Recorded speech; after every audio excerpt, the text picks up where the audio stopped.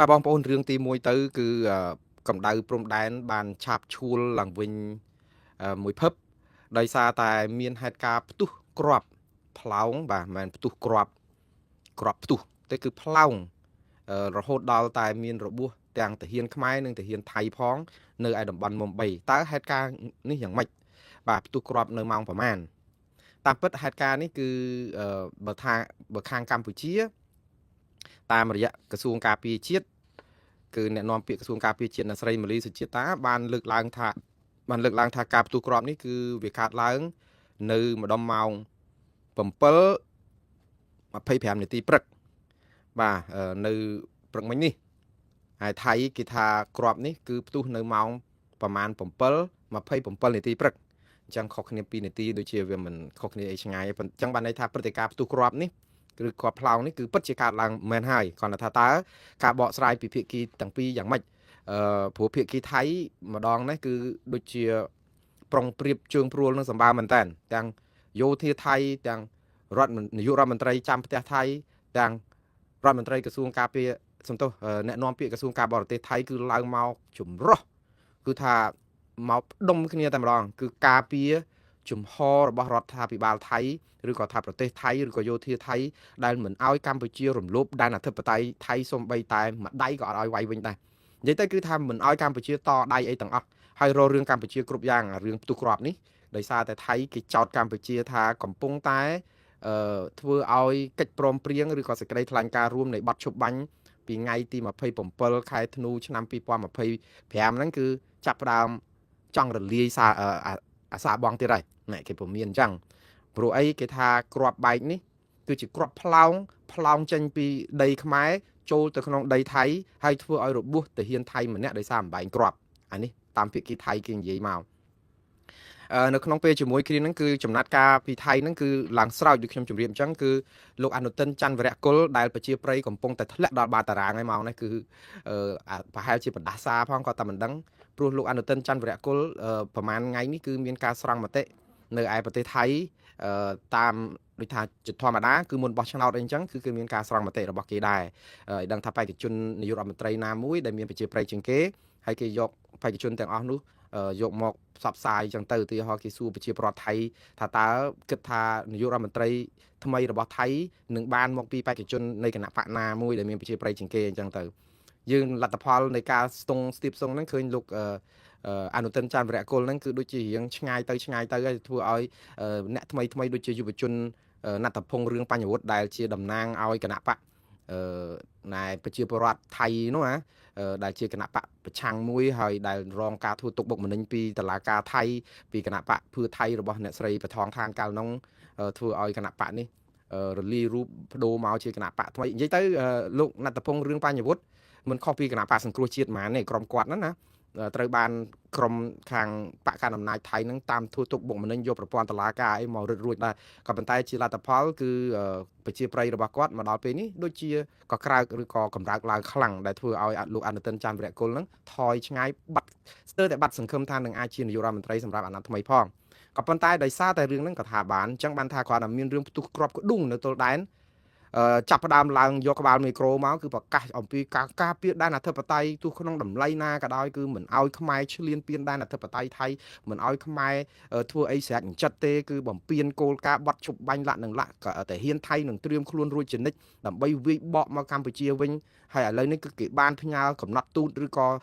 លិខិតទៅខាងក្រសួងការបរទេសកម្ពុជាដើម្បីសុំការបកស្រាយបំភ្លឺឲ្យបានជាបន្ទាន់បើមិនដូច្នេះទេនឹងចាត់ការតាមការចាក់ស្ដែងអី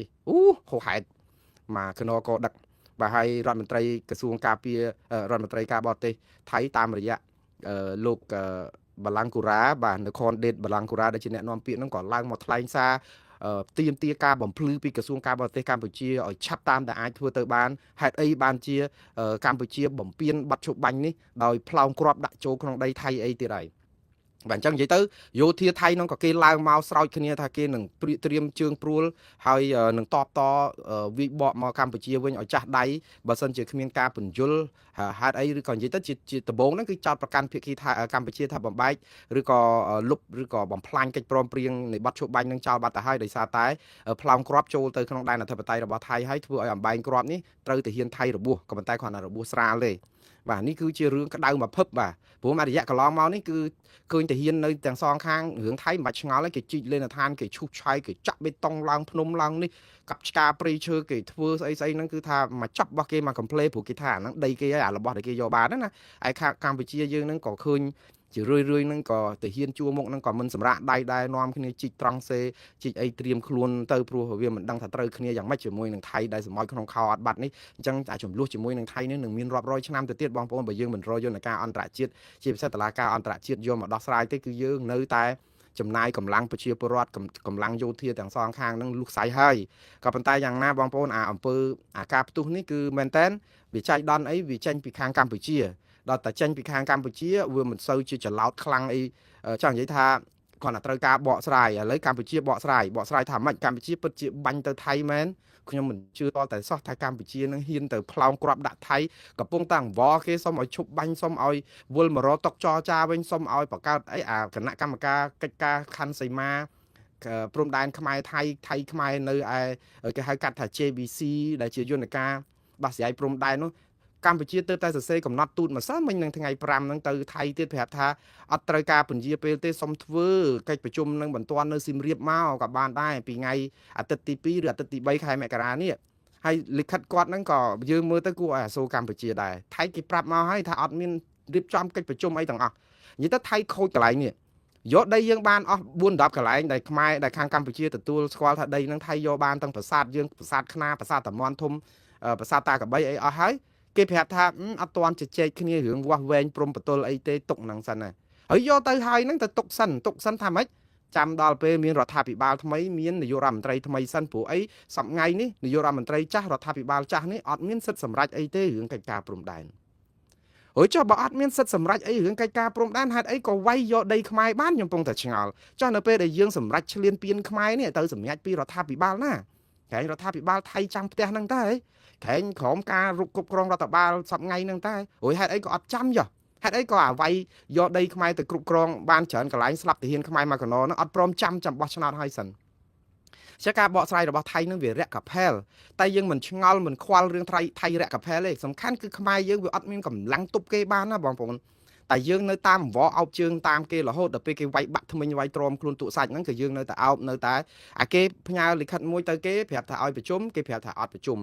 ឥឡូវយើងផ្ញើទៅទៀតសុំឲ្យប្រជុំយើងអង្វរគេហេតុអីបានជាយើងត្រូវតាមអង្វរគេដូច្នេះគឺដោយសារតែយើងវាអត់មានព្រៀបលើថៃតែយើងក៏ត្រូវតែធ្វើអត់មានអីធ្វើលើហ្នឹងឯងបងប្អូនជំរឿខ្មែរអត់មានធ្វើអីលើហ្នឹងឯងគឺមានតែអង្វរថៃឲ្យចូលមកតុកចរចាឬក៏រៀបចំកិច្ចប្រជុំវាស់វែងកិច្ចការព្រំដែនហើយការដែលធ្វើដូច្នេះកម្ពុជាមានរូបភាព2ដែលចង់ប្រាប់ហេតុអីបានជាក្រសួងការបរទេសម្ដងហើយម្ដងទៀតនៅពេលដែលថៃគេប្រាប់ថាគេអត់អាចប្រជុំបានទេអារឿងវាស់ព្រំដែនសីមាហ្នឹងគឺគេទុកចាំបោះឆ្នោតហើយយើងនៅតែសរសេរលិខិតទៅគេម្ដងទៀតទោះជាមានការបំភ្លឺពីគេទី1កម្ពុជាចង់ស្អំចិត្តប្រជាពលរដ្ឋខ្លួនឯងថារឿងព្រំដែនដែលថៃយកបានហ្នឹងគឺកម្ពុជានៅអត់ស្ងៀមទេគឺរកយន្តការដោះស្រាយទៀមទាដីនឹងមកវិញឲ្យគេវាស់ឲ្យឆាប់ទៅដើម្បីថាបើខាងណាដីថៃខាងណាដីខ្មែរហើយតាមយន្តការដែលមានស្រាប់ហ្នឹងគឺអាចនឹងស្ថានភាពធូរវិញសង្ឃឹមថាបានដីនឹងមកវិញអានេះជាការសង្ឃឹមស្អំចិត្តប្រជាពលរដ្ឋខ្មែរដែលកំពុងតែក្រាំគ្រាបេះដូងថាដីគេបានអស់ហើយឥឡូវព្រមទៅអាកាលលើកមុនថាយើងអត់ដែលទទួលស្គាល់សោះចេះតែស្មានទៅបានគេឬបានយើងចេះតែអានឹង AI ឬក៏មិន AI ដូចថា50ប្រជាពលរដ្ឋខ្មែរវល់អស់ហើយព្រោះអីរដ្ឋាភិបាលអត់ទទួលស្គាល់ហើយខុសសនិកអីហ្នឹងឡើងមកជាបតិចផ្ដាសាអ្នកដែលនិយាយថាតំបន់ហ្នឹងបានគេហ្នឹងថាជាព័ត៌មានคล้ายប្រឌិតអីទៅយូរប្រជាពលរដ្ឋហ្នឹងវល់ខួរក្បាលអស់បតុលបធោកញ្ញាញ់ខួរអត់ដឹងថាទៅជាស្អីឲ្យប្រកាសទេដល់ឥឡូវរដ្ឋាភិបាលព្រមទទួលស្គាល់តំបន់14កន្លែងហ្នឹងទៅធ្វើឲ្យប្រជាពលរដ្ឋអាឈឺចាប់ហ្នឹងគឺវាឈឺចាប់មែនតើហើយពិតប្រកបទៀតធូរចិត្តដែរដឹងថាឥឡូវដីហ្នឹងគឺពិតជាបានគេមែនហើយអញ្ចឹងត្រូវរកយន្តការទាមកវិញឲ្យបានហើយដើម្បីស្អំចិត្តប្រជាពលរដ្ឋដើម្បីទាមកវិញឲ្យបានគឺអត់មានអីក្រៅតែពីអង្វរថៃឲ្យជួបវាស់វែងរឿងព្រំដែនអាហ្នឹងគឺស្អំចិត្តប្រជាពលរដ្ឋខ្លួនឯងទេតែយើងហើយរឿងទី2គឺចង់និយាយអំពីកម្ពុជាលើឆាកអន្តរជាតិចង់បង្ហាញសហគមន៍អន្តរជាតិថាខ្លួនជាចាស់ទុំប្រជាតែរដ្ឋាភិបាលកម្ពុជាមានភាពចាស់ទុំនៅក្នុងការដោះស្រាយបញ្ហាមិនជ្រើសរើសយកការវាយប្រហារប្រយុទ្ធច្បាំងគ្នាទេគឺយកយន្តការអន្តរជាតិច្បាប់គោលការណ៍យន្តការចរចាទ្វេភាគីអីជាធរមានអីចឹងដើម្បីឲ្យអន្តរជាតិមើលមកថាកម្ពុជាគឺជាអ្នកស្លូតអ្នកដែលសន្សំសុខអីចឹងទៅចង់ឈ្នះការទូតពីសហគមន៍អន្តរជាតិនៅពេលដែលសហគមន៍អន្តរជាតិអត់មានអ្នកណាឈឺក្បាលរឿងខ្មែរទេគេអត់មានកោលទោសខ្មែរសំបីតែមួយប្រទេស ទាំងចិនក៏មិនតឹងថ្កោលទោសសំទោសថ្កោលទោសថៃអត់មានអ្នកណាជួយខ្មែរថ្កោលទោសថៃសូម្បីតែមួយប្រទេសជាង200នៅលើពិភពលោកដែលជាសមាជិកអង្គការសហប្រជាជាតិថៃឆ្លៀនពៀនខ្មែរយ៉ាងបំពេញអត់មានអ្នកណាមកថ្កោលទោសអីមួយម៉ាត់រឿងលោកម៉ាឌូរ៉ូនេះដែលអាមេរិកដែលជាមហាអំណាចទៅចាប់កបួចយកមកកាត់ទោសនៅសហរដ្ឋអាមេរិកថ្កោលទោសពេញពិភពលោកប្រទេសដែលគេថ្កោលទោសអ្នកសាទរចេះតែសាទរប៉ុន្តែសូម្បីតែប្រទេសដែលជាសម្ព័ន្ធមិត្តរបស់អាមេរិកហ្នឹងក៏និយាយថាលោកម៉ាឌូរ៉ូជាមនុស្សអាក្រក់មេដឹកនាំផ្ដាច់ការអញ្ចឹងមែនហើយក៏ប៉ុន្តែចំណាត់ការរបៀបទៅចាប់កបួចរដ្ឋអធិបតេយ្យគេមេដឹកនាំគេហ្នឹងក៏មិនសមស្របតាមនីតិវិធីធម្មនុញ្ញអង្គការសហប្រជាជាតិអង្គការសហប្រជាជាតិខ្លួនឯងលោកអង្គតូនីយ៉ូ ហ្គូតេរ៉េសក៏ថ្កោលទោសដែរថ្កោលទោសអាមេរិកអីឡើងតតែកម្ពុជាថៃវៃទុកសាច់ច្បាស់កឡែតអត់មាននរណាឈឺក្បាលហាលថ្ងៃអីទាំងអស់នេះគឺជារឿងអកុសលហើយកម្ពុជាចង់ប្រាប់ថាយើងឈ្នះផ្លូវទូតចង់ជូនដំណឹងទៅថាយើងនឹងចង់ឲ្យមានសម្រាប់ចង់មានឲ្យបាញ់គ្នាអីទៀតទេជាការល្អហើយដែលយើងចង់ស្អំចិត្តប្រជាពលរដ្ឋខ្មែរប៉ុន្តែសហគមន៍អន្តរជាតិវាគ្មានន័យអីសម្រាប់នឹងដូចថាគេថាមិនជួយយើងអីបានទេហើយសួរថាយើងអស់ជំរឿសមិនមែនហេតុអីបានត្រូវអោបជើងថៃជំរឿសមានមកកណោដងដាវមានតែយើងយកតែចុងដាវហ្នឹងយកទៅឲ្យកាន់ខាងយើងហុចដងឲ្យថៃស្លឹកបៀយើងមានយើងផ្កាប់ចោលយើងទៅរើសយកតែ2ប៊ិចហើយ3ប៊ិចយកមកលេងមិនឈ្នះគេបៀកចាស់អាត់យើងធីបចោលអស់ហើយហ្នឹងដូច្នេះយើងចាំមើលរឿងដែលខ្ញុំនិយាយអំពីរឿងនេះហើយខ្ញុំនឹងដកស្រង់ប្រសាសន៍របស់អ្នកខ្លាំមើលសង្គមអំពីរឿងអេសមិនត្រូវរបស់យើងស្អំចិត្តប្រជាពលរដ្ឋទៅយើងចង់បានហើយឥឡូវថៃគេអត់ដោះស្រាយបញ្ហារឿងវាស់ព្រំដែនខណ្ឌសីមាអីហ្នឹងទេគេចាំបោះឆ្នោតហើយបើបោះឆ្នោតហើយសុំភ្លើងយ៉ាក់ថៃទៅមន្ត្រីរដ្ឋាភិបាលនាយករដ្ឋមន្ត្រីថៃថ្មីណាក៏ដោយបើនិយាយរឿងព្រំដែនណាដែលបានប៉ុណ្ណេះហើយកុំនិយាយរឿងខ្ជាក់ឲ្យសោះសំបីតែ1មីលីម៉ែត្រដែលថៃថានឹងឲ្យខ្មែរវិញបាត់ស្លាប់តាហ៊ានថៃអស់រាប់សិបអ្នកនេះណាអ្នកនោះឯងក៏កាន់នាយករដ្ឋមន្ត្រីនឹងអត់បានប្រមាណម៉ោងនេះគេនឹងបាតកម្មទម្លាក់ពេញស្រុកថៃទៀតដូច្នេះនយោបាយថៃនេះគឺនឹងក៏គោក៏ក្រិចគ្មានទីបញ្ចប់ហើយកុំទៅសង្ឃឹមនយោបាយថៃឲ្យសោះកុំសង្ឃឹមអ្នកណាទាំងអស់អត់មានសង្ឃឹមអីទេហើយរឿងសង្ឃឹមហ្នឹងកាន់តែសូន្យទៅទៀតដោយសារអីយើងរើស្ពានចោលហើយលោកហ៊ុនសែនបានរើស្ពានទំនាក់ទំនងល្អជាមួយថៃចោលអស់ហើយនៅពេលដែលគាត់ចាប់ផ្ដើមបញ្ចេញខ្សែអត្តសម្លេងវាយប្រហារឬក៏រំលាយតកូលថាក់ស៊ីនតាក់តងនឹងរឿងដោយសារតែខ្សែអត្តសម្លេងរបស់លោកហ៊ុនសែនចេញចុងពាក់កណ្ដាលខែមិថុនាហ្នឹងហើយដែលធ្វើឲ្យតកូលថាក់ស៊ីនឬក៏អ្នកស្រីបៃថងថានអស់តំណែងជានាយករដ្ឋមន្ត្រីគណៈបកភឿថៃហ្នឹងក៏រងការបាត់មុខបាត់មាត់នឹងគេចាំតែសងសឹកយើងថាតើអ្នកណាគេនឹងមកសហការជាមួយខ្មែរយើងទៀតបើយើងធ្វើចរិតបែបនេះដូច្នេះអាហ្នឹងយើងរើស្ពានបាត់ហើយកុំសង្ឃឹមឲ្យសោះប៉ុន្តែមិនមែនបានន័យថាយើងអស់ជំរឿសដោះស្រាយទេឥឡូវយើងមើលអ្វីដែលកម្ពុជាដោះស្រាយវិញយើងសរសេរយើងឥឡូវថៃឥឡូវយើងនិយាយបញ្ចប់រឿងផ្ទុះអាវុធនេះឥឡូវកម្ពុជាគេថាម៉េចរបួស2នាក់ដែរខ្មែរយើងទៅហ៊ានខ្មែរយើងរបួស2នាក់តាមអ្វីដែលអ្នកនាំពាក្យក្រសួងការពារជាតិដែលលើកឡើងអ្នកស្រីម៉ាលីសុជាតាអ្នកនាំពាក្យក្រសួងការពារជាតិចេញសេចក្តីថ្លែងការណ៍មិនវែងទេថ្ងៃនេះខ្លីទេគ្រាន់តែជម្រាបថានៅម៉ោង7:27នាទីខ្ញុំនិយាយមិញហ្នឹងច្រឡំបល់ឡាខាងខ្មែរថា7:27នាទីព្រឹកខាងថៃថា7:25មិនមែនខាងថៃថា7:27ហើយខ្មែរ7:25ទេនេះគឺនៅវេលាម៉ោង7:27នាទីព្រឹកថ្ងៃទី6ខែមករាក្នុងភូមិសាស្ត្រមុំ3ខេត្តព្រះវិហារកងកម្លាំងកម្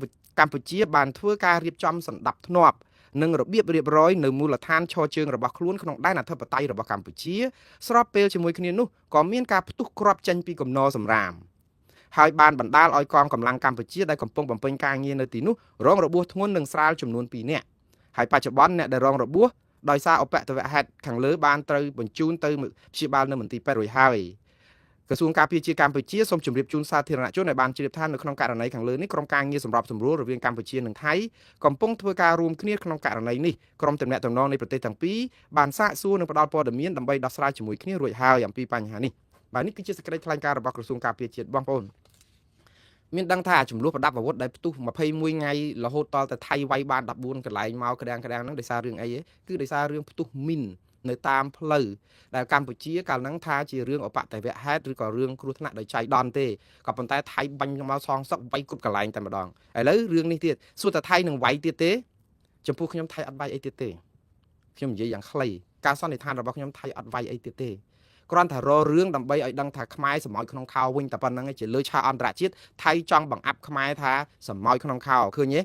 រករឿងទៀតអីចឹងទៅតែតាមពិតបើឲ្យថៃវាយទៀតគឺប្រហែលជាអត់មានទៅរួចទេរឿងអត់ទៅរួចហ្នឹងដោយសារអីវាយយកស្អីទៀត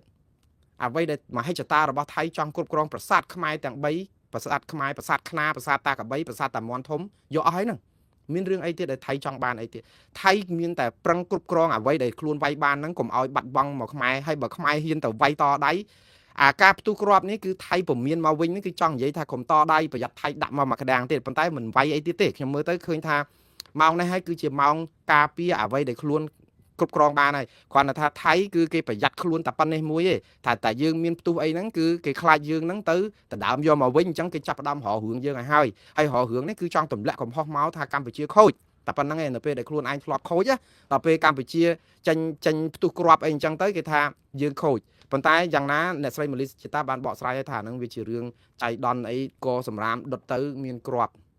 ពេលខ្លះអាកសម្រាមដុតផ្ទុះគ្រាប់អីហ្នឹងវារាក់កផែលដែរណាបងប្អូនត្រូវតែប្រយ័ត្នប្រយែងដែរខាងកម្ពុជាហ្នឹងព្រោះអីម៉ោងនេះហើយគឺជាម៉ោងដុតសម្រាមដុតអីកាយអីអាណាត្រូវយកចោលទៅកំបាច់ដុតកំបាច់អីព្រោះអីវាអាចនឹងមានរឿងហ្នឹងកើតឡើងអញ្ចឹងទៅនាំឲ្យមានគេចោទប្រកាន់អីចឹងទៀតហើយគ្រាប់បែកហ្នឹងបើវាដុតហេតុអីក៏វាមិនផ្ទុះនៅក្នុងសម្រាមហ្នឹងវាផ្ទុះធ្លាក់ចូលទៅក្នុងដីថៃឯនោះទៀតថៃគេថាចូលទៅក្នុង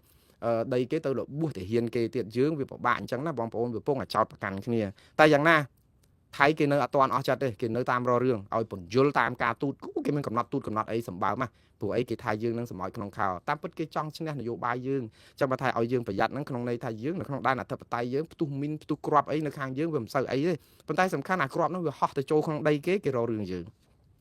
ងបាទឥឡូវយើងចាំមើលតទៅទៀតបងប្អូនកម្ដៅព្រំដែនហ្នឹងវាឡើងមកភឹបមកផ្លែដែរប៉ុន្តែបើតាមអ្នកស្រីម៉ាលីសុជាតាថាបាននិយាយគ្នាអញ្ចឹងទៅតែថៃគេនៅតែអត់ទាន់អស់ចិត្តទេគេនៅឲ្យយើងបកស្រាយបន្ថែមពីក្រសួងការបរទេសកម្ពុជាទៀតឲ្យបញ្យល់ប្រាប់គេបើអត់ទេគេនឹងសងសឹកអីអញ្ចឹងទៅតែខ្ញុំជឿថាយន្តការនេះក្រសួងការបរទេសកម្ពុជានឹងចាប់ផ្ដើមធ្វើរឿងនេះឥឡូវនេះកំពុងតែចោតប្រកាន់គ្នាអីវែងឆ្ងាយទៀតហើយក្នុងពេលជាមួយគ្នាហ្នឹងបងប្អូនមានចាំទេម្សិលមិញគឺថៃខាងយោធាជើងទឹកថៃហ្នឹងប្រាប់ថាគេវាយអាតំបន់ថ្មដាទម្លាក់គ្រាប់ទម្លាក់អីហ្នឹងគឺជារឿងត្រឹមត្រូវរបស់គេដោយសារមានឃ្លាំងស្តុកគ្រាប់រំសេវសពាវុធរបស់កម្ពុជានៅក្នុងអាគារកាស៊ីណូស៊ីវិលហ្នឹងហើយឃើញយួរកេះគ្រាប់ឃើញគ្រាប់អីអញ៉ៃចេញពីអាគារមួយតែជាប៉ុស្តិ៍នគរបាលជើងគោករបស់កម្ពុជាទេប៉ុន្តែថៃថាហ្នឹងជាកន្លែងដែលជាលេនដ្ឋានជាសន្តាគារកាស៊ីណូថ្មដាអញ្ចឹងទៅថ្ងៃនេះក្រសួងមហាផ្ទៃបានឱកាសហ្នឹងគឺបានដងដាវយកមកចាក់ថៃវិញដែរដោយសារអីថៃប្រកាសថាគ្រាប់ហ្នឹងប្រមូលចេញពីកាស៊ីណូថ្មដាប៉ុន្តែទៅថតបញ្ជូនចេញពីស្នាក់ការប៉ុស្តិ៍នគរបាលទៅវិញដែលធ្វើឲ្យកម្ពុជាបានប្រៀបវិញដែរបកស្រាយអញ្ចេះថាថ្មីនេះប្រព័ន្ធផ្សព្វផ្សាយមួយចំនួនរបស់ប្រទេសថៃបានផ្សព្វផ្សាយអត្ថបទផ្ទុយពីការពិតមួយដែលមានខ្លឹមសារថាទាហានជើងទឹកថៃបានរឹបអូសឃ្លាំងសពាវុធរបស់កម្ពុជានៅក្នុងអាគារកាស៊ីណូថ្មដាអ្នកនាំពាក្យក្រសួងមហាផ្ទៃសូមបដិសេធយ៉ាងដាច់អហង្ការចំពោះការផ្សព្វផ្សាយព័ត៌មានផ្ទុយពីការពិតរបស់ប្រព័ន្ធផ្សព្វផ្សាយទាំងនោះនិងសូមបំភ្លឺជូនសាធារណជនជាតិនិងអន្តរជាតិមេត្តាជ្រាបថារូបភាពនិងទីតាំងដែលបានផ្សព្វផ្សាយពីការរឹបអូសឃ្លាំងសពាវុធរបស់កម្ពុជានោះមិនមែនស្ថិតនៅក្នុងរបស់ដែលថៃហៅថាបរិវេណអាគារកាស៊ីណូថ្មដាទេតែផ្ទុយទៅវិញទីតាំងនោះគឺជាប៉ុស្តិ៍នគរបាលការពារព្រំដែនគោកច្រកផ្លូវ56ចំណុចវរៈសេនាតូចនគរបាលការពារព្រំដែនគោកលេខ825នៃស្នងការដ្ឋាននគរបាលខេត្តពោធិ៍សាត់ដែលស្ថិតនៅក្នុងដែនអធិបតេយ្យរបស់ប្រទេសកម្ពុជាទាំងស្រុងបាទតែប៉ុណ្្នឹងឯងបានបកស្រាយប៉ុណ្្នឹងទៅឥឡូវចាំមើលទៀតថៃគេបញ្ចេញរូបភាពពីអាគារថ្មដានឹងទៀតដែរដើម្បីឲ្យអស់ចិត្តប៉ុន្តែយ៉ាងណាបងប្អូនអានេះជាការតបទៅតបមកហើយកម្ពុជាមានសិទ្ធិការពារខ្លួនដែរចុះឥឡូវធ្វើអីក្រៅតែពីផ្ទុះគ្រាប់ក៏ក្រៅព្រំដែនឡើងវិញតកតងនឹងរឹបអូសទ្របគ្រាប់ក៏ភ្លើងលាក់នឹងលាក់ថ្ងៃនេះគណៈកម្មាធិការសិទ្ធិមនុស្សរបស់រដ្ឋាភិបាលកម្ពុជាដែលដឹកនាំដោយលោកកែវរេមីហើយខ្ញុំម្ដងទៀតថាលោកកែវរេមីនឹងទទួលបានប័ណ្ណសរសើរនឹងការកោតសរសើរពីខ្ញុំរហូតតាំងពីមានចំនួនជាមួយនឹងថៃមកព្រោះលោកធ្វើរឿងត្រូវច្រើនសម្រាប់ប្រទេសកម្ពុជាដែលអភ័ព្វដែលគាត់មិនដែលធ្វើសោះសម្រាប់ខ្មែរគ្នាឯងណាអ្នកទោសមនសិការគណៈបកសង្គ្រោះជាតិអយុធធម៌ប៉ុណ្ណាក៏លោកមិនឈឺក្បាលដែរប៉ុន្តែឥឡូវនេះគឺលោកធ្វើរឿងត្រូវច្រើនហើយក៏ទទួលបានការត្រេកអរសាទរលោកដោយស្មោះអស់ពីដួងចិត្តដែរថ្ងៃនេះគឺគាត់សរសេរលិខិតមួយហើយលិខិតនេះក៏មានភាពចម្រូងចម្រាសដែរសេចក្តីប្រកាសព័ត៌មានរបស់គណៈកម្មាធិការសិទ្ធិមនុស្សកម្ពុជានេះគឺស្តីអំពីការជូនដំណឹងដល់សាធារណជនជាតិនិងអន្តរជាតិឲ្យបានជ្រាបថាខាងគណៈកម្មាធិការសិទ្ធិមនុស្សកម្ពុជាបានផ្ញើលិខិតតាមពិតនៅក្នុងភាសាខ្មែរប្រើបានដាក់ពាក្យប្តឹងទៅអង្គការសហប្រជាជាតិគឺប្តឹងទៅ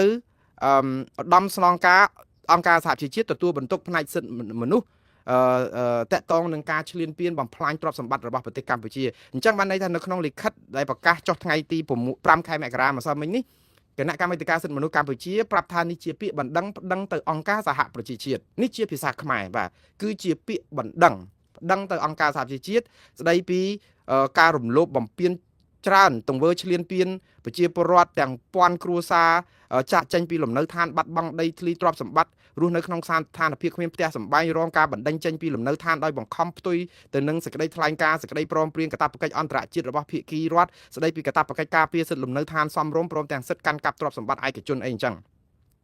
ឹងនេះគឺខាងគណៈកម្មាធិការសិទ្ធិមនុស្សរដ្ឋាភិបាលកម្ពុជាក៏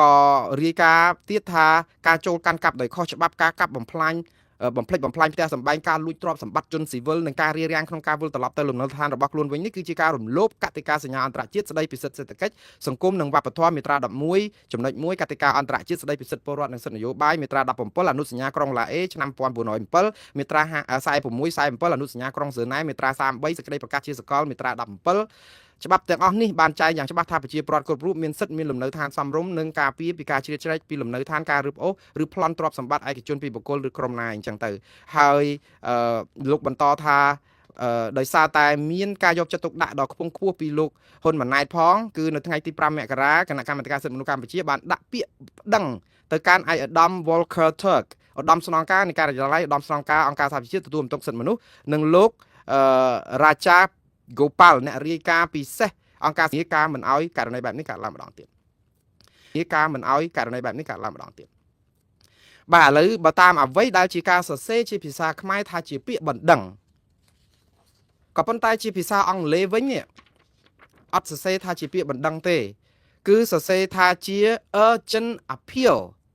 ពាក្យថា urgent appeal នេះប្រែថាសេចក្តីអំពាវនាវជាបន្ទាន់បាទគឺអំពាវនាវឲ្យអង្គការសហជីវជាតិជួយនេះដូច្នេះពាក្យបណ្ដឹងនឹងការអំពាវនាវអត់ដូចគ្នាទេណាព្រោះអីពាក្យបណ្ដឹងបានន័យថាជាលិខិតឯកសារគតិយុត្តផ្លូវច្បាប់រៀបរាប់ពីអង្គហេតុដាក់ប្តឹងប៉ុន្តែបើដាក់ប្តឹងក៏អាចប្តឹងទៅអង្គការសហជីវជាតិដែរគេប្តឹងទៅតុលាការព្រហ្មទណ្ឌអន្តរជាតិឬក៏តុលាការយុត្តិធម៌អន្តរជាតិទើបបណ្ដឹងនោះចាត់ទុកថាយកទៅចាត់ការព្រោះអីនៅក្នុងនីតិវិធីតុលាការគឺគេដាក់បណ្ដឹងប៉ុន្តែនៅក្នុងនីតិវិធីអង្គការសហជីវជាតិគេដាក់សេចក្តីអំពាវនាវបែបហ្នឹងហើយគឺចឹងហើយបានជាខ្មែរដាក់ពាក្យបណ្ដឹងតែដល់ពេលភាសាអង់គ្លេសដាក់ថាជាសេចក្តីអំពាវនាវនេះគឺច្បោកច្បងបន្តិចហើយព្រោះអីការបកប្រែរបស់កម្ពុជានេះកន្លងមកបកប្រែត្រឹមត្រូវប៉កែក៏ប៉ុន្តែនៅក្នុងន័យនេះគឺបកប្រែខុសគ្នាចង់និយាយថាមិនប្រើពាក្យថាជាសេចក្តីអំពាវនាវជាបន្ទាន់ទេគឺខ្មែរប្រែថាបណ្ដឹងនៅក្នុងភាសាអង់គ្លេសប្រែថាសេចក្តីអំពាវនាវទៅវិញប៉ុន្តែសួរថាសេចក្តីអំពាវនាវនឹងបណ្ដឹងវាខុសគ្នាយ៉ាងម៉េចទៅព្រោះអីយើងរៀបរាប់អង្គហេតុដែរបាទវាដូចតែគ្នាដូចសេចក្តីជូនដំណឹងនិងពាក្យបណ្ដឹងដូចកម្ពុជាជូនដំណឹងពីរឿងប្តឹងទៅតុលាការយុត្តិធម៌អន្តរជាតិហ្នឹងដែលតុលាការយកមកចាត់ការបានស្អីបើគ្រាន់តែការជូនដំណឹងមានពាក្យបណ្ដឹងឯណាបើយើងទៅប៉ុស្តិ៍ប៉ូលីសយើងប្រាប់តែខ្ញុំសុំជូនដំណឹងឬក៏ស្នើជាបន្ទាន់ឬក៏អំពាវនាវជាបន្ទាន់អីអញ្ចឹងប៉ុន្តែអត់ដាក់ពាក្យប្តឹងជាផ្លូវការដែលយើងហៅថាបណ្ដឹងតើគេចាត់ការអីដែរឬទេប៉ូលីសអាចនឹងចាត់ការនៅក្នុងន័យថាអូគាត់បានអំពាវនាវហើយប៉ុន្តែនេះគឺជាសេចក្តីអំពាវនាវមិនមែនជាពាក្យបណ្ដឹងទេហើយក៏មិនខុសអីដែរហេតុអីបានជាខ្ញុំថាមិនខុសព្រោះស្ថាប័នអង្គការសហប្រជាជាតិអត់ត្រូវការទទួលពាក្យបណ្ដឹងទេព្រោះមិនមែនជាស្ថាប័នតុលាការទេអង្គការសហជីវជាតិនេះអត់មានយន្តការតុលាការទេវាមានតែយន្តការដោះស្រាយបញ្ហាឲ្យភាគីទាំងពីរត្រូវគ្នាអត់មានទៅសម្រាប់អង្គច្បាប់អង្គហេតុអីដោយតុលាការដែលគេកាត់ក្តីទេអញ្ចឹងហើយបានជាប្រើពាក្យបណ្ដឹងជាភាសាកម្ពុជាភាសាខ្មែរនេះវាជាការស្អំចិត្តប្រជាពលរដ្ឋឲ្យគិតថាកម្ពុជាបានប្តឹងទៅអង្គការសហជីវជាតិហើយតែតាមពិតមិនមែនទេបាទឥឡូវនេះគឺបងប្អូនយើងដាក់ថាអត់លឺទៀតហើយឥឡូវខ្ញុំសូមអធិស្ឋានបងប្អូនបើសិនជាមានបញ្ហាបច្ចេកទេសដោយសារអត់លឺបងប្អូនប្រាប់មកខ្ញុំផងខ្ញុំនឹងផ្សាយឡើងវិញឬក៏វាអាចមានការរអាក់រអួលអីយ៉ាងម៉េចព្រោះអីកន្លងមកនៅពេលដែលវារអាក់រអួលអីបន្តិចចឹងខ្ញុំត្រូវការផ្សាយឡើងវិញបងប្អូនដាក់មេដៃមកប្រាប់ថាលឺit's okay បាទឥឡូវខ្ញុំបន្តទៅទៀតសូមអធិស្ឋានបងប្អូនដែលអត់លឺនឹងសូមចូលបិទទៅវិញហើយបើកមកវិញទៅខ្ញុំអធិស្ឋានដែរដោយសារតែខ្ញុំបាក់ស្បាតនឹងមិនលឺហើយនិយាយតែម្នាក់ឯងជួនកាលនិយាយ10នាទីចោលទៅទេតែឥឡូវអរគុណបងប្អូនប្រាប់ថាលឺខ្ញុំនឹងបន្តទៅទៀតបងប្អូនអញ្ចឹងបានថាយើងដាក់ពាក្យបណ្ដឹង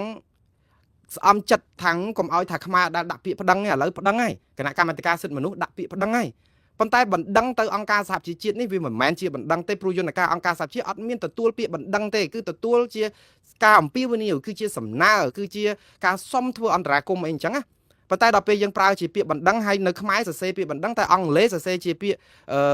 ហៅ urgent appeal ឬការអំពាវនាវជាបន្ទាន់បែបនេះធ្វើឲ្យច្រឡំបល់ហើយខ្ញុំមិនទៅនិយាយនេះដើម្បីបន្ទុចផ្អាករដ្ឋាភិបាលកម្ពុជាថាមិនធ្វើកិច្ចការគាត់ប្រឹងណាស់លោកកែវរមីប្រឹងណាស់ đăng cách ca cho bắp chiết on trả chiết vô mà prao ní cứ nhom cao sở sao lục khom prăng có bàn tay có khom prăng nó không ca bầm phon mà tệ xa thì nạ chuốn ở chưa thà Campuchia bàn đập đăng đài có bàn tay bà tua chỉ đập đăng cho lấy chặt tục tha chia bàn đăng su thà ban ca ấy thế bàn đăng từ ông ca sạp chiết níវាជាយន្តការសម្របសម្រួលប៉ុន្តែយ៉ាងហោចណាស់ក៏អង្គការសហជាតិគេបានទទួលសាររបស់យើងដែរសរសើរគាត់ទៅគាត់ថាមិនគួរប្រើពាក្យបណ្ដឹងទេគួរតែប្រើសេចក្តីអំពាវនាវបន្ទាន់ឲ្យដូចជាភាសាអង់គ្លេសចឹងទៅព្រោះខាងភាគីថៃគឺគេចាប់ផ្ដើមយកពាក្យហ្នឹងមកប្រើវិញដែរគេអត់ប្រើពាក្យបណ្ដឹងទេគឺគេប្រើពាក្យថាសេចក្តីអំពាវនាវបន្ទាន់វាដូចជាការទូលពិតអង្គការសហជីវជាតិឲ្យជួយមើលការងារនេះឲ្យចោទប្រកាន់ថៃពីរឿងខុសឆ្គងអីចឹងសួរតែថៃគេឈឹកក្បាលទេព្រោះយន្តការនេះគឺនឹងបកស្រាយមកវិញឥឡូវនៅពេលដែលបានទទួលការដែលជាសេចក្តីអំពាវនាវនេះថៃយោធាថៃគេចាប់ផ្ដើមតបមកកម្ពុជាវិញភ្លាមគេថាយោធាថៃបានបញ្ជាក់ថាលោកវិនថៃស៊ូវរីតបមកគណៈកម្មាធិការសិទ្ធិមនុស្សកម្ពុជាដែលអំពាវនាវទៅឲ្យអង្គការសហជីវជាតិជួយដោះស្រាយនេះគេថាថៃគឺគេអនុវត្តតាមច្បាប់អន្តរជាតិគេធ្វើត្រូវនៅក្នុងសមត្ថកិច្ចស្របច្បាប់របស់គេអ្វីដែលជាការចោទប្រកាន់របស់កម្ពុជាគឺគេមិនទទួលយកបានហើយគេលើកអំពីម្សិលមិញដែលនិយាយយោធាតបជើងទឹកអីហ្នឹងគេនិយាយថាទ្រព្យសម្បត្តិដែលរឹបអូសបានពីខ្មែរហ្នឹងគេថាគេប្រមូលទុកទៀតណាគេយកបងអញ្ចឹងថាបើម្ចាស់ស្របច្បាប់ហ្នឹងចង់បានម៉ូតូឬក៏របស់របរដែលគេប្រមូលបានអាគូយន្តកត្រៃអីហ្នឹងយកអត្តសញ្ញាណប័ណ្ណទៅប្រាប់គេទៅគេនឹងទុកឲ្យវិញប៉ុន្តែអាហ្នឹងជាល្បិចយករួចខ្លួនទេប្រមូលយកទៅខ្ទេចខ្ទីអស់ម្ដងទៅឯណាគ្នាទៅសុំភ្លើងយ៉ាក់យ៉ាងម៉េចទៅហើយយើងចង់បានតែទ្រព្យអចលនៈទ្រព្យចង់បានតែចលនៈទ្រព្យហ្នឹងចុះអចលនៈទ្រព្យដីធ្លីប្រជាពលរដ្ឋដែលដាក់លបងបិទចិត្តឈឹងហ្នឹងយ៉ាងម៉េចវិញហ្នឹងរឿងច្រើនទៀតនៅក្នុងនេះគឺលោកម៉ែនណាតដែលជាអ្នកខ្លាំមើលសង្គមក៏លើកឡើងអំពីថាកម្ពុជាអត់ត្រូវរមាស់ចំពោះវិធីរកយុត្តិធម៌ជូនកម្ពុជារឿងថៃឈ្លានពាននេះលោកម៉ែនណាតជូនជាយោបល់ចេះវិញរឿងលោកកែវរេមីដាក់ថាប្តឹងនេះណាលោកថាសូមជូនជាយោបល់រដ្ឋាភិបាលកម្ពុជាប្តឹងប្រទេសថៃទៅអង្គការសហជីវជាតិពាក់ព័ន្ធនឹងរឿងសំណងខូចខាតទ្រព្យសម្បត្តិពលរដ្ឋខ្មែរតាមយន្តការនេះលោកថាល្អដែរក៏ប៉ុន្តែមិនត្រូវចំគោលដៅទេអញ្ចឹងលោកម៉ែនណាតយល់ស្របថាវាជាបណ្ដឹងដែរប៉ុន្តែបងប្អូនភាសាអង់គ្លេសគឺជាសេចក្តីអំពាវនាវបន្ទាន់លោកបន្តថាយើងគួរឆ្វេងយល់ថាយន្តការ UN ទាំងអស់គឺជាយន្តការសម្របសម្រួលដោយសន្តិវិធីទៅគ្រប់ភាគីចំនួនទាំងអស់ពលគឺអង្គការសហជីវជាតិមិនមែនជាស្ថាប័នកាត់ក្តីឲ្យភាគីណាមួយទេមិនកាត់ក្តីឲ្យនរណាឈ្នះមិនកាត់ក្តីឲ្យនរណាចាញ់ហើយក៏ត្រូវផ្ដល់សំណងដល់ភាគីណាមួយហ្នឹងក៏អត់ដែររឿងនេះអង្គការសហជីវជាតិអាចធ្វើបានលុះត្រាតែភាគីថៃព្រមព្រៀងដែរក៏ប៉ុន្តែភាគីថៃច្បាស់ជាដោះសារជាមិនខាននៅពេលដែលអង្គការសហជីវជាតិក៏ហៅទៅបំភ្លឺដូច្នេះលោកម៉ែនណាតសូមជូនជាយោបល់ទៀតថាមធ្យោបាយបន្ថែមលើសពីនេះគឺល្អជាងនេះរដ្ឋាភិបាលកម្ពុជាគួរឲ្យក្រសួងការបរទេសកម្ពុជាដាក់ពាក្យបណ្ដឹងហ្នឹងគឺដាក់ពាក្យប្តឹងជាផ្លូវការនៅសំណុំរឿងខាងលើហ្នឹងទៅកាន់តុលាការឧក្រិដ្ឋកម្មអន្តរជាតិឬព្រំដែនអន្តរជាតិ ICC នៅក្នុងរង្វង់នៃបទចោទថៃបង្កអក្រិដ្ឋកម្មសង្គ្រាមបំផ្លិចបំផ្លាញទ្រព្យសម្បត្តិប្រជាពលរដ្ឋខ្មែរប្រាសាទបុរាណខ្មែរនិងហេដ្ឋារចនាសម្ព័ន្ធសង្គមដូចជាស្ពានផ្លូវផ្ទះសម្បែងជាដើមលើសពីនេះទៅទៀតកម្ពុជាគប្បីប្តឹងថៃលើពីសំណុំរឿងទៀតគឺទី1សំណុំរឿងព្រំដែននិងប្រាសាទបុរាណខ្មែរតាមព្រំដែនត្រូវប្តឹងថៃទៅតុលាការយុត្តិធម៌អន្តរជាតិ ICJ ជាកំណត់ទី2សំណុំរឿងកតកម្មប្រឆាំងមនុស្សជាតិពាក់ព័ន្ធនឹងការសម្លាប់ជនស៊ីវិលបង្ករបួសស្នាមនិងបង្កការឈឺចាប់ត្រូវប្តឹងថៃទៅតុលាការឧក្រិដ្ឋកម្មឬក៏ព្រំដែនអន្តរជាតិ ICC សរុបមកកម្ពុជាគួរប្តឹងថៃលើ3សំណុំរឿងដោយឡែកពីគ្នាដោយបញ្ជាក់ជូនខាងលើរួចហើយលោកបញ្ចប់ថាក្រៅពីនេះរដ្ឋាភិបាលកម្ពុជាគួរបង្កើនការដាក់សម្ពាធថៃតាមយន្តការការទូតឲ្យកាន់តែសកម្មហើយក៏ត្រូវត្រៀមលក្ខណៈប្រសិនប្រើសិទ្ធិការពារខ្លួននៅពេលណាភាគីថៃប្រើកម្លាំងឈ្លានពានបាទជាមតិយោបល់របស់លោកម៉ែនណាតនៅតាមបណ្ដាញសង្គម Facebook របស់គាត់ខ្ញុំយល់ស្របតាមលោកម៉ែនណាតខ្ញុំយល់ស្របថាយើងអត់ត្រូវរមាស់ប៉ុន្តែកម្ពុជាត្រូវតែធ្វើយន្តការបែបនេះឲ្យអស់ពីលទ្ធភាពតាមពិតគាត់ធ្វើអស់ពីលទ្ធភាពហើយយើងនៅតែអត់ចំរមាស់នៅតែកវ៉ែលអារមាស់ហ្នឹងគឺទៅអត់ដល់គឺទៅតុលាការយុត្តិធម៌អន្តរជាតិនិងតុលាការព្រំដែនអន្តរជាតិអត់ទៅបាននៅសរសៀដើម្បីស្អំចិត្តប្រជាពលរដ្ឋថាកម្ពុជាមិននៅស្ងៀមទេហើយនៅរក្សាសិទ្ធិតវ៉ាប៉ុន្តែអត់ដាក់ប្តឹងទៅអញ្ចឹងដូចចង់បានថាខំដែរបន្តខំទៀតប៉ុន្តែដាក់ពាក្យប្តឹងទៅតុលាការយុត្តិធម៌អន្តរជាតិនិងព្រំដែនអន្តរជាតិផងបើសិនជាយើងប្រកាសច្បាស់នៅក្នុងចិត្តថាថៃឈ្លានពានដូច្នេះហើយនៅចាំអីទៀតភ័ស្តុតាងមានគ្រប់លោកកែវរេមីលើកឡើងពីការរំលោភបំពានសិទ្ធិនេះសិទ្ធិនោះឬមួយក៏រដ្ឋាភិបាលយកហេតុផលមួយថាទេឥឡូវយើងសាកឲ្យអស់ពីលទ្ធភាពសិនមើលយើងតាមអាយន្តការអង្គការសហជីវជាតិយន្តការសហគមន៍អន្តរជាតិលក្ខណៈចរចាទ្វេភាគីនោះឲ្យអស់សិនមើលបើថៃគេនៅតែប្រកែកមិនព្រមយើងមានហេតុផលគ្រប់គ្រាន់កុំថាយើងនឹងនាំរឿងមិនអញ្ចឹងយើងមិនមែនសម្ោចក្នុងខោយើងមិនមែនជួបប្តឹងទេគឺយើងអនុញ្ញាតរកយន្តការផ្សេងដោះស្រាយតែអ្នកមិនព្រមដោះស្រាយអញ្ចឹងខ្ញុំត្រូវតែដាក់ពាក្យប្តឹងទៅតុលាការយុត្តិធម៌អន្តរជាតិនិងតុលាការព្រំដែនអន្តរជាតិអីអញ្ចឹងទៅ អានេះអាចជាចុងក្រោយកម្ពុជាយកលេសអញ្ចឹងប៉ុន្តែអត់មានលេសទៅទៀតព្រោះអីវាអត់ត្រូវការទៅសុំជនប្រព្រឹត្តអង្វររឿងយើងត្រូវដាក់ពាក្យប្តឹងទេខ្ញុំនិយាយថាក៏អង្វរចោលលោកចៅខ្ញុំចង់ប្តឹងណា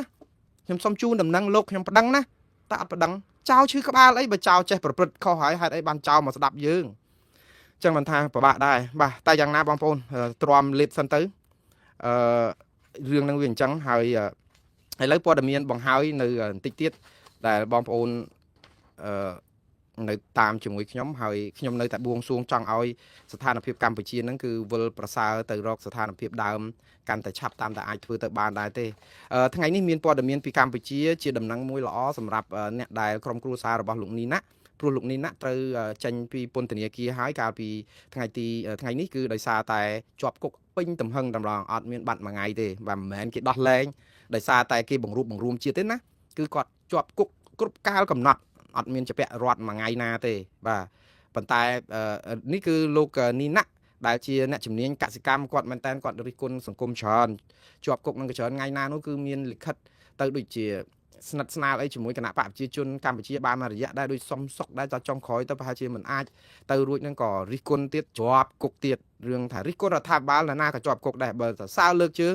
ជេរបចោគណៈបកប្រឆាំងហែកសពុតយ៉ាងម៉េចក៏អត់ជាប់ដែរហើយរួចខ្លួនហើយបានសរសើរទៀតលោកនេះណាក់ហ្នឹងគឺចេញពីថ្ងៃ5តាមពិតសាលាដំបងរាជធានីភ្នំពេញផ្ដន្ទាទោសគាត់ជាប់គុក2ឆ្នាំពិន័យប្រាក់3លានរៀលប្រហែល$750ហ្នឹងកាលពីខែវិច្ឆិកាឆ្នាំ2024ឥឡូវនេះគឺគាត់បានចេញហើយក៏អបអរសាទរការដែលបានចេញមកវិញគាត់ថាជាសិទ្ធិរបស់គាត់ត្រូវតែចេញមកវិញព្រោះចប់ទោសហើយហ្នឹងមិនចឹងអត់មានអីត្រូវនៅតទៅទៀតទេព័ត៌មានចុងក្រោយគឺតាក់ទងនឹងរឿងលោកស្រីលឹមធីរីដែលឡើងតុលាការថ្ងៃ7ស្អែកនេះនៅឯសហរដ្ឋអាមេរិក